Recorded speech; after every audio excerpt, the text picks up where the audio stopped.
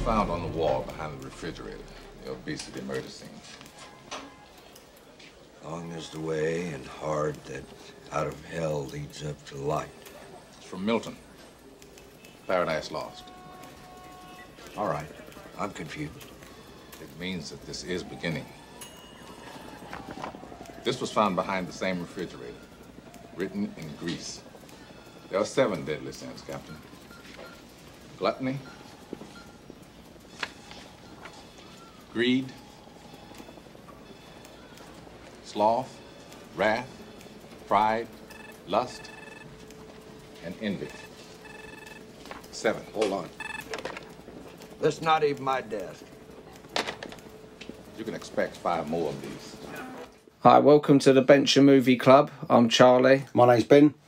And in this podcast, we're going to be talking about David Fincher's classic film, Se7en, which you've never seen before, No. but you knew the ending. Yeah. So basically, when I was watching it, I knew how it was going Yeah, to but you end. shouldn't think about the ending. Yeah, but you can't help but that's what really winds me up with things like this, because if you hear a story, oh yeah, blah, blah, blah, happens at the end. So that's always stuck in my brain. So when I'm watching the film, I know how it's going to end. It's well cast. Kevin Spacey's really good in it as well. Morgan Freeman?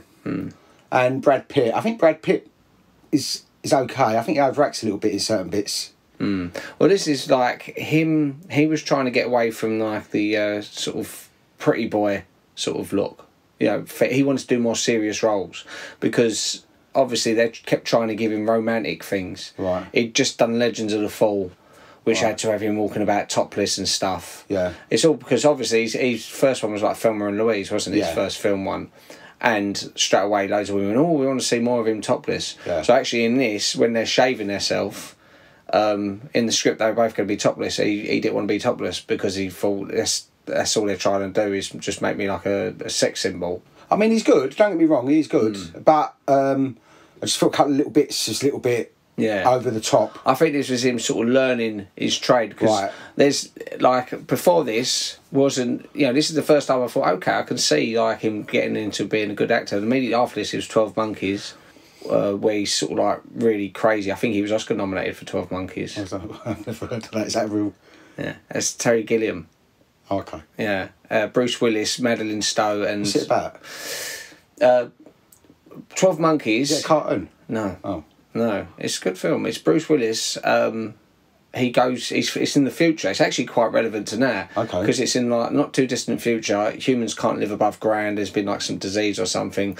So Bruce. COVID. Yeah, could be. And so Bruce Willis has to go back in time to try and save humanity. Oh, okay. That's it's a good film, though. Yeah? Oh yeah, it's a really good film. Or maybe we do that for number 12. No, I've got another thing for 12. Oh, okay. But that would have been good. Yeah, so this was David Fincher's first film after Alien 3.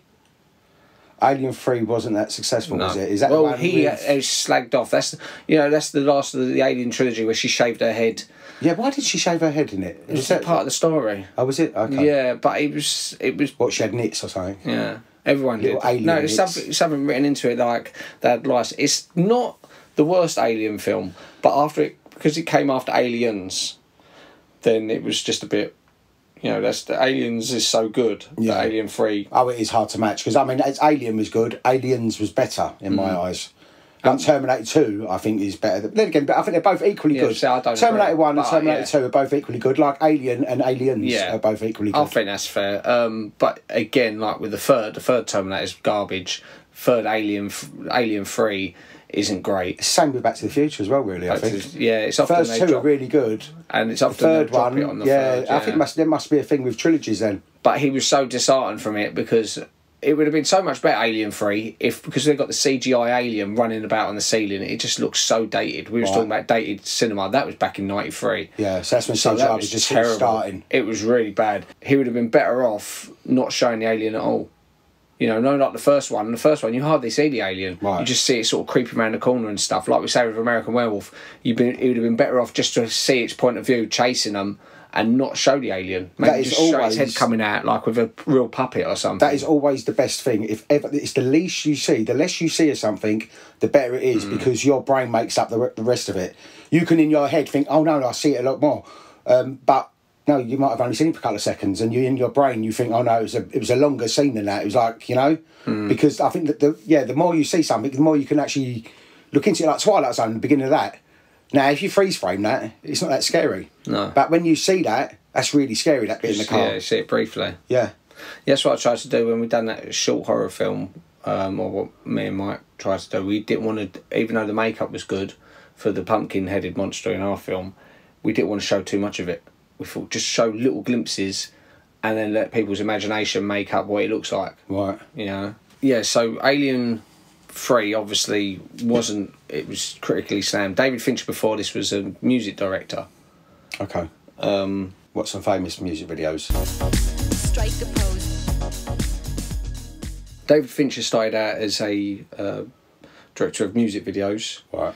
Done for Rick Springfield, Christopher Cross, The Outfield, Stabilisers, Eddie Money, Patti Smith, The Hooters, Loverboy. Don't really know any of them. Foreigner, Patrick Swayze, so it must be She's Like the Wind. Yeah. Englishman in New York. Yeah. No, that black Phil and white Collins, one was is it? no Sting. Oh, Sting. Yeah. So like where he's walking about New York, black and white. Paula Abdul, It's Just the Way That Love Goes, is it? Music video. Right. A couple of Paula Abdul ones. Madonna, Express Yourself. That was quite a big music video, that one. I think that was one of her most expensive music videos.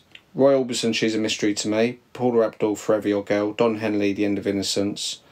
Madonna, Oh Father. Aerosmith, Janie's Got a Gun. Nana Cherry, Heart. Madonna, Vogue. Oh, so quite popular Madonna ones. So he was getting more and more famous from his videos. Billy Idol, LA Woman. Madonna, The Immaculate Collection. Oh, that would just be the other previous ones. George Michael, Freedom 90. Oh, really? I love that video. Yeah. That's with all the models, the supermodels. I think that's really what brought supermodels to the public eye. Like the likes of the normal people. I mean, people in the fashion industry would have known models, but I think he brought them to sort of the celebrity kind of status. Yeah. Because then we started having a lot of supermodels and stuff like that, you know. And that was the last one he'd done before he went into movie directing, Alien 3. So it's probably off the back of that one in particular. Freedom 90 is a fantastic music video. But it's so artistic, you know. It's such a. I think it's one of my favourite music videos. So and you think that's quite a big job to get off of the back of music videos. So that's why. But he's obviously look at the music videos he's done. When you started reading them off, I was like, yeah, because I don't know this, I don't know that, I don't know this. But then he starts getting bigger and bigger. Yeah, but he's like iconic music videos that I can. When you've said, I've gone, oh, I remember that. Well, like the Express Yourself, I think was one of the most expensive videos. I think it was like millions to make the video. Yeah, I can't think what it looks like. It's all like an industrial bit. It's all like sort of like a work sort of station on the outside, sort of thing, like workmen, and there's lots of like, I don't know. I can't really describe it, but I know it was quite a big kind of. It's a big construction. Well, then after that, he done Alien 3. Now, obviously, he was really peed off about that, and he said he weren't going to direct movies again. Right. It was Se7en was like a year and a half later. So during which time he went back to music videos. He done Who Is It, Michael Jackson. I don't know that song. I know Michael Jackson, but I can't. Madonna, Bad Girl. Don't know that one. Coca-Cola, Blade Runner. The Rolling Stones, Love Is Strong. Aerosmith, big ones. Levi's Restaurant, direct-to-video. Do you know that would have been an advert? Oh, a Levi advert. Yeah, Levi's Restaurant. Oh, I know all the Levi adverts. They were brilliant. They were like little it riffs off the climatic scene of Mike Nichols' The Graduate. So, when he's banging on the glass thing. So eventually he got the Se7en job, which was his first successful. But his first film that he ever directed was Alien 3. Right, yeah. Okay. Then after that he started jumping more into films. Right. You know, he'd done Se7en. This was followed by The Game a couple of years later, which is good. Then Fight Club, which is really good. Yeah. Panic Room with Jodie Foster. That's good. Yeah. Zodiac, The Curious Case of Benjamin Button, Social Network, Girl with a Dragon Tattoo, Gone Girl. Don't know that. You haven't seen Gone Girl? No. Oh. Is it like a rom-com? No. No. Right, so with the gluttony scene at the beginning, where they had that big fat bloke tied over the thing. That's a real bloke. That is. Yeah. He actually done he was a body double for Fat Bastard from the Austin Powers films. Okay. So you can see, although he hasn't done anything since then. So I was trying to find out whether he died because, you know, he was quite big. Yeah. Yeah, and he might not have died. He might have just stopped. Yeah. And it had all cockroaches over him, and they built a set with all plastic around the outside so they could release cockroaches, and they had 7 crates of cockroaches, and they was pouring them all over him. The guy, the fat guy who was tied to the table, he had to have his face in the soup, so he was breathing through a tube. He had his nose and ears plugged up so the cockroaches wouldn't climb in there. But then when they poured them all over him, they'd gone in his underpants and stuff like that. Yeah, things you do for a film. Brad Pitt really fought for Kevin Spacey after seeing his tape because they weren't going to get him because he was asking too much money. It was on the Kevin Spacey's rise. And then when they got him, then Kevin Spacey said, I don't want my name opening credits. Right. Because it was spoiled that I'm in the film. Yeah. People will guess that I'm the killer. Have it so his name's the first one that comes up when the film ends. Right. It says also Kevin Spacey. Yeah, because I didn't expect him, because he's like literally right at the end of the film, isn't he? Yeah. Like he just hands himself in, doesn't he? But you watched it properly for the first time today. Yes. It's a good film. It's a good film. It had a little, it reminded me sort of, some of the shots were very much like Angel Heart. Right, yes. Which I love Angel Heart. Yeah. See, it's that's one of the reasons I recommend it anyway, because I was thinking, it makes me think of like Angel Heart, Silence of the Lambs type thing, you know. Like, oh, you see that as well? You can sort of see that kind of... Yeah, it's like that, a modern day film noir, you know, and it was so great. And they had all these... it feels really 90s as well. They had water towers all the time. Yeah. Because it wanted to rain all the way through. Yeah. Yeah. Brad Pitt actually, while he was filming the chase scene, knowing he's chasing Kevin Spacey, he's running across the cars and stuff, he actually had an accident with his arm. He fell through a windscreen, tore up ligaments in his arm. Oh, so the cast was real? Yeah. So when they wrote that into it, they damaged his hand. But if you actually look... If you watched it again, you'll see earlier on in the film, there's loads of scenes where he's got his hand in his pocket, or he's got his watch on top of a bandage, like under his made it look like a shirt, because they'd shot that, films ain't shot in order. Right. So because his arm was in the cast for the film, he had to sort of do what he called pocket acting, where he had to keep his hand in his pocket. Yeah, it was interesting, because the budget was 33 to 34 million. Yeah. And it made 327 million. Which is a lot. That's I a think lot. It was a very successful film of the year. Yeah, bloody hell, that's a good That's a good investment, wasn't it? Good. Good, and when what's the word? A good investment. No, comeback. Not come back. What's the word? Profit. Yeah, a profit. I can hear a fly in here. Ben, there's no fucking fly. Am I going mad? Yeah. Tell us if you hear a fly. The library that's used in it was actually also used as the bank in The Mask. Have you seen The Mask? Yes, I think so. Yeah. Years ago. That was what made her famous, wasn't it? Cameron Diaz. Is one you might find interesting. Do you remember at the end of the film, the delivery man delivers the box? Yes. Do you know who that is? No. His name is Richmond Arquette. Oh, is he one of the Arquette? Yeah, he's an Arquette brother. Oh, is it? Yeah, he was obviously the least successful one of them. Oh, right, okay. Yeah, I mean, he went on to... They had, I think all of them, didn't it? You've got Rosanna Arquette, Patricia Arquette, David Arquette, Alexis Arquette. And Alexis Arquette, obviously, we were talking about him before, like, he was in Pulp Fiction. Yes, he's done loads of good films. He's in quite a lot of films. But like how Richard Arquette's actually got a bigger scene in this than Alexis Arquette has in Pulp Fiction, really, because it's almost like you have to spot him. Right. You know? Yeah, but it'd be nice to have your name attached to something like Pulp Fiction as well, wouldn't it? Well, then again, Seven's a good film as well. You could change your surname to Arquette. Yeah. He went on to do other Fincher films where he was in Benjamin Button, Zodiac, and Fight Club, all small parts. Like in Fight Club, he's an intern at the hospital. But when you see his face, you could sort of see the Arquette. If I'd looked at it knowing that, I might have sort of seen. Yeah. I'll say some of the other people who were in it. There's Ali Ermey. I don't know. He was their sergeant. No, the one who's talking to him. Okay. He's in Full Metal Jacket. I ain't seen that. Didn't see Full Metal Jacket? No. So it's like one of them war things, isn't it? I'm not really into all. No, you'll like Full Metal Jacket. It's Stanley Kubrick. Is it good? Yeah. They filmed that down the Isle of Dogs. Docklands. Yeah. Docklands. Yeah, they did. Bexon, wasn't it? Before it all got Galleon's Reach. Galleon's Reach. Yeah, that's before. That's when it was all wasteland over there. Yeah, yeah. I think that just before they built it up, then Oasis done a music video there as well, and you could see the buildings. Because Maxine lived around there, didn't she? She had a house around near there, and I think Neil lived there. You had Hawthorne James, who's the library guard. Do you remember the guy who turns up the music for Morgan Freeman? Right. He's the bus driver in Speed. No, Sam, the one who gets shot, and she's all over him. I can't really remember that film. I know I like Speed though. That's a good film. That was ages since I've seen that one. Also had John C. McGinley, who's leader of the SWAT team. He'd been in Wall Street, Point Break, Platoon, The Rock, Office Space, and he also played Danny Kreisel in Frasier. The bully who Niles confronts and starts crying. Which one's that? Do you remember? And the plumber. Yeah, and there's the skinny one who Niles is talking to, and there's the fat one who bullied Frasier, and Frasier puts his head down the toilet. But the skinny one who Niles is talking to, he's that John C. McGinley, who's in loads of films. He was the leader of the SWAT team in this. Oh, okay. I should have told you these beforehand, because you might have gone, oh yeah, I recognise him from Frasier. Yeah. As I say, I can't. There's no one in it that I recognised. No. I mean, you're saying these names now. Like, I know what you're talking about now, but Reggie Caffey, who was also in The Mask and Fantastic Four and Luke Cage, and sadly died of cancer in 2018. Okay. He was 59. Richard Roundtree, who was the one who's talking to the press, the chief. Right. He was the original Shaft from like 1970s. Okay, yeah, I've heard of that. Yeah. Did you? Okay, here's one.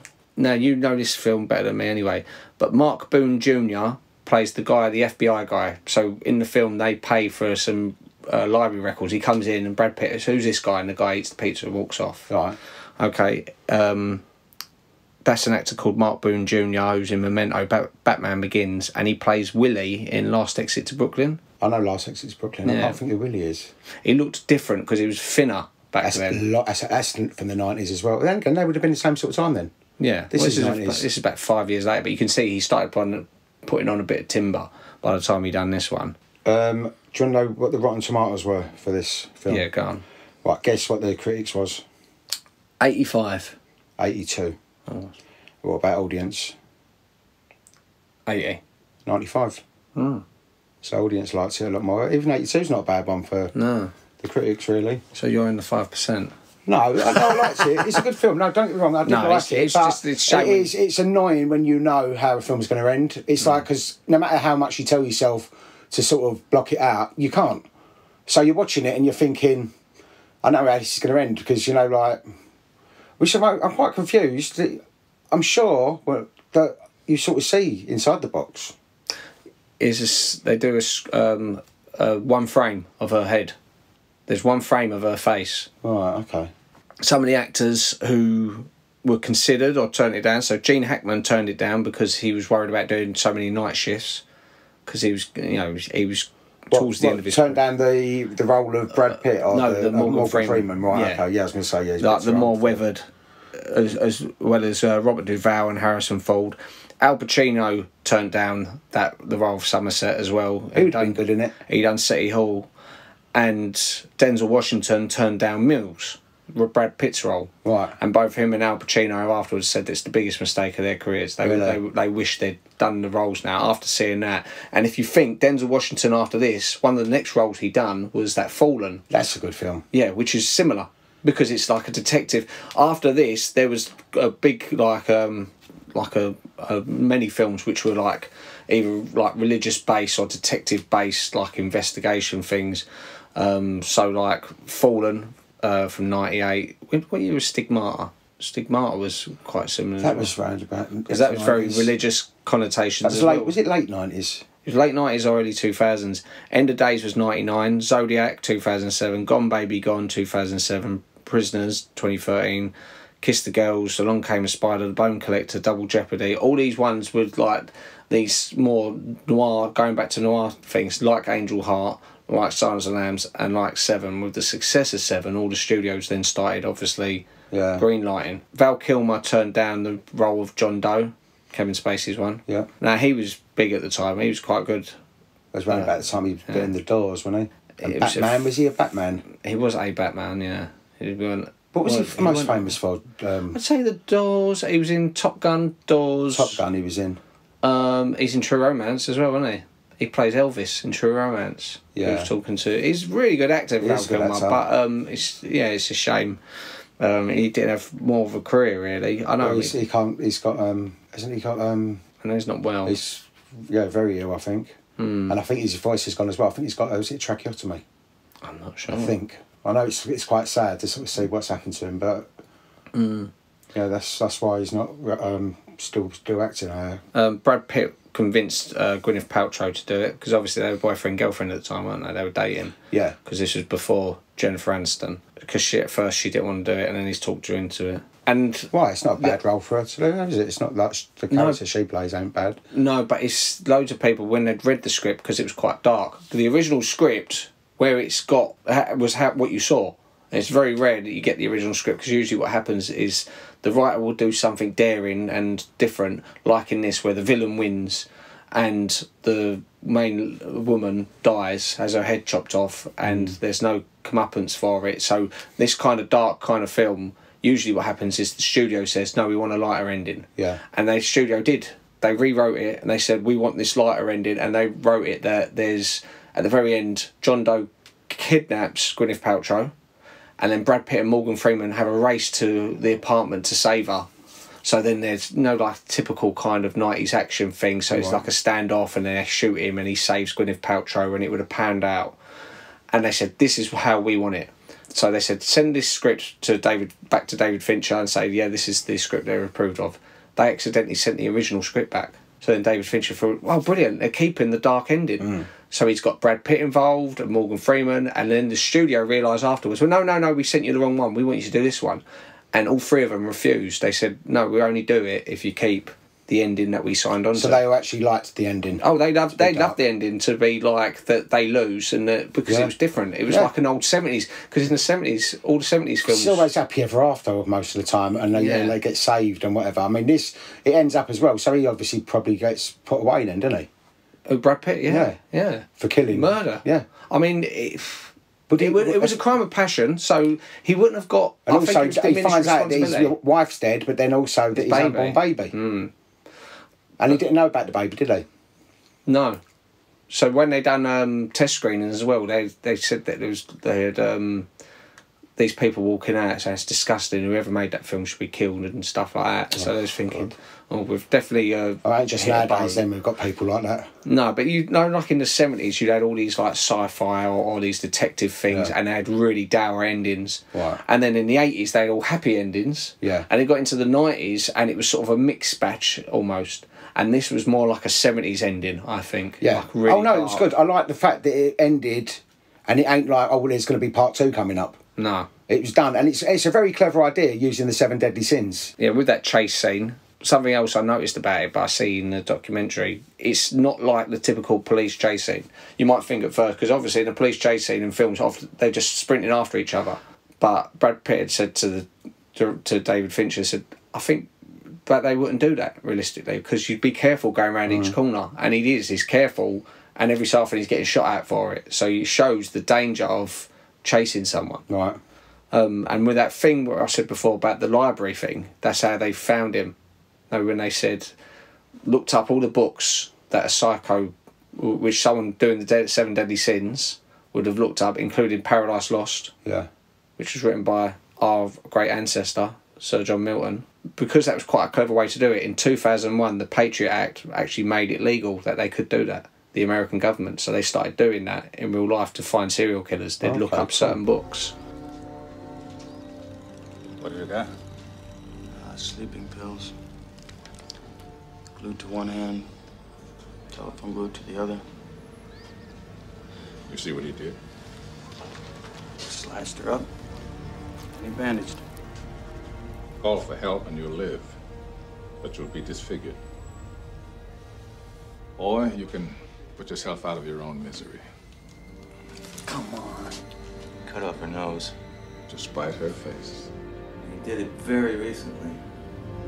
There's so many all-time classic spoilers. I mean, in a way, you look at, when we spoke about last podcast, Carrie, it's a bit of a spoiler seeing her dressed in blood. The trailer's a huge spoiler, the original trailer, because they see her, they're killing people at the prom and walking down the road. So just to get people into the you know? Yeah, because they've got to sell it, haven't they? Yeah. Which they was talking, funny enough, in the commentary for Se7en, they was talking about that because why loads of people were annoyed about this film. They went to see the film based on the two actors in it, Morgan Freeman and Brad Pitt. Thinking it's going to have a happy ending. And it said on the poster, Legends of the Fall Star, Brad Pitt, which was like this period piece romantic thing, and Driving Miss Daisy star, Morgan Freeman. So you think people like our mum or like Nan would go, oh, I like them films, they were really nice. Oh, he was so handsome in that, and Morgan Freeman was so nice to that Jessica Tan. Let's go watch this, and all of a sudden seeing like some prostitutes being shagged to death. Raped. Oh, yeah. See, and that's what another thing I liked about this. You don't actually see any of the deaths. No. The only death you see on screen is Kevin Spacey's at the very end. Up to that, but that's not even close up. No. You see it like it's from a distance. You see him shooting him, so it's not like you're seeing anything. But they're so graphic with the details when they're talking about it. Like the lawyer. But I think in your brain you're thinking you've seen more. You imagine what it is, and when you see that Polaroid of like what he was used, the man had to use to have sex with that woman, you think you just imagine your mind think that poor woman, she must have died almost instantly. Oof. Or I hope that she did die instantly. Or there was the supermodel who had to cut her nose off. Yeah. Or she didn't have. Her nose was cut off, and they said if you phone, you'll be saved, but you'll be disfigured for life, or you take the pills and kill yourself. Yeah. So he didn't actually kill her; she killed herself. Yeah. Yeah. No, it's quite dark. As I say, not like if they're advertising it on the poster with the films that they've said. Yeah. Like a light-hearted drama sort of thing. It ain't going to be for them type of people. So. But see, then David Fincher stood up for the advertising department because he said, "You got to think from their point of view. They're given a film not to think, watch this film, enjoy it. They're given a film to think, what's the best way you can sell this film? So they're there with a pen and pad, and they go, right, Brad Pitt, okay. Yeah, he's big off that. Okay, this person. Well, we want their faces on the poster. Got to have their faces up on the poster, things like that. And their latest films, to sort of people refresh people's memory that they liked him in this film or they liked him in this film. Whereas all the posters that the cast liked, they were like these grainy shots of them in the rain or out silhouette, or like this door of the picture of silhouette of them coming in and seeing the big fat man tied to the thing, and that would have been better advertisement for the film because you would have known what you're going to expect. Yeah. But of course, the studio, especially in the 90s, was always big faces on posters. Yeah. Like Tom Cruise, the amount of posters of his looked the same. It's just his big face, side profile. It was the music in it was by Howard Shaw, who done The Silence of the Lambs. So you could see why they would have gone to him because it was obviously a similar thing that they were going for. Yeah, it's got a good score. REM's Michael Stipe was briefly considered for John Doe, and Kevin Costner and Nicolas Cage were briefly considered for the Mills part. And also Sylvester Stallone was considered for it. Like Christina Applegate turned down the role of Tracy. Okay. The sloth victim, the paedophile who he sort of starves for a year. Yeah. And he turns out he's still alive. Yeah. They didn't tell the actors, the SWAT team, that he was still alive.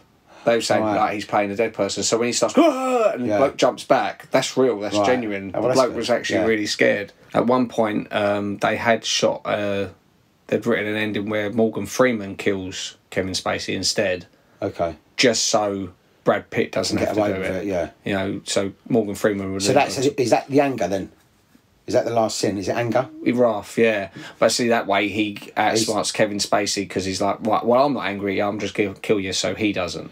Yeah. But I don't think I think it's better that Kevin Spacey wins. That he gets all of his sins done that he wants to. And that was his last one because basically the envy was the head in the box, wasn't it? Because he was envious of his life, of his like happy sort of little baby on the way, and then so that's why he cut her head off, and then so the anger that he's then gonna shoot him because that's his last sin. Yeah, the anger of him killing his wife and his unborn child. But the sins, how they kill him in it, it's not. They say at one point the order of the sins because there is a specific order in the Bible. Right.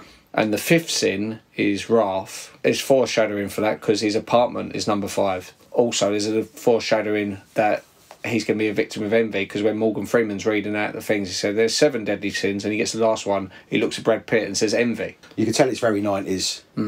It's got a very 90s kind of feel to it. I forgot how young Brad Pitt looked at it because when I first watched it, obviously I was a But then teenager. Again, he must have not long been acting because Thelma and Louise was in the 90s. He's in True Romance, isn't he? Yeah, he's the stoner on the thing. Yeah. And he done a film, was it California? with Juliette Lewis, who he was going out with at the time. Yeah, and David. And he's a bit of a psychotic. He's a bit. He's like a serial killer. Serial killer. I knew there was something. Yeah. So that's sort of takes him outside the box. See, in this, he's still a pretty boy. Very OTT. Certain bits, I remember looking, going, he's going a little bit too much there. But then, as you said, he's probably just learning. He's learning his craft. Trade. Yeah. But I admire the fact that he was constantly trying to get away from leading man status, like with California. I think he's done that now. I think he's achieved that. I mean, he's done so many different types of films. He's like Johnny Depp has never done pretty boy sort of films. No. He's always made his look being quite strange. Yeah, you know? and this, again, the studios, they see a pretty boy and they think that will sell. I don't think he's done any pretty boy films, has he, Johnny Depp? Apart from Nightmare on Elm Street. Well, Benny and Joan, I suppose. He's always got although in that he's like quirky and weird. Yeah, he's like sort of Edward Scissorhands or Pirates of the Caribbean, or he's got like long hair like the Willy Wonka. You know, he's always got strange chocolat. Oh, okay. What's going on over there? Put the gun down. I saw you with the box. What was in the box? Because I envy your normal life. Put the gun down, David. It seems that envy is my sin. No, what's in the box? Not till you give me the What's gun. in the fucking box? Give me the gun. He just told you. You lied! You're a fucking liar! Shut up! That's what he wants. He wants you to shoot him. No! No! You tell me that's not true. That's not true. Become vengeance, David. Oh, she's all right. You tell me. Become wrath. Tell me she's all right! You made her a suspect, David. No! Just throw it all away, you know. No! She begged for her life, Detective. Shut up! She begged for her life. Shut up. And for the life of the baby inside of her. Shut up!